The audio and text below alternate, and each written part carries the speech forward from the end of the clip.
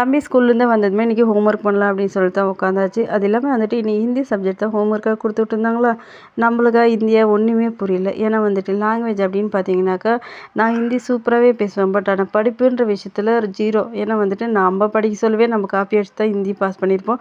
ரொம்ப டஃப்பான விஷயம். பட் இருந்தாலும் ஒரு 10 வெஜிடபிள் நேம் ஒரு 10 ஃப்ரூட்ஸ் நேம் ஹிந்தியில் சொல்லி கொடுத்துட்டு எழுதி வச்சுட்டு சரி இன்றைக்கி படித்தது போதும் எடுத்து வைக்கலாம் அப்படின்னு சொல்லிட்டு எடுத்து வச்சுட்டேன். ஹிந்தி வந்துட்டு டியூஷன் என் பையனுக்கு தேவைப்படுதா இல்லை எனக்கு மட்டும் ரொம்பவே அவசியமாக இருக்குது. ஏன்னா நான் தான் டியூஷன் தேடி போகணும்னு நினைக்கிறேன். ஏன்னா வந்துட்டு நான் தானே ஹோம்ஒர்க் பண்ண வைக்கணும் தம்பி. அதனால் அப்புறம் நைட்டுக்கு சமைக்கிறதுக்கு கிச்சனுக்கு வந்தாச்சு. மதியம் வந்துட்டு கொள்ளு ரசம் வச்சுருந்தோம். அது இன்ச்சு அப்படியே சூடு பண்ணிவிட்டு கொஞ்சமாக சாப்பாடு வச்சுருந்தேன். ஏன்னா சாப்பிடும் போது வந்துட்டு அப்பளம் பொரிச்சிக்கலாம் அப்படின்னு சொல்லிட்டு பேஸ்ட் வாஷ் போட்டு ரொம்ப நாள் ஆச்சு. அப்படியே பேஸ்ட் வாஷ் போட்டுட்டு இந்த அரிசி கழுவின தண்ணி வந்துட்டு பேஸ்ட் வாஷ் பண்ணுறதுக்காக எடுத்து வச்சுருக்கேன். இப்போல்லாம் வந்துட்டு பேஸ்ட் வாஷ் பண்ணுறதுக்கு இந்த அரிசி கழுவின தண்ணி தான். கொஞ்சம் பிம்பிள்ஸ் கம்மியாக இருக்குது.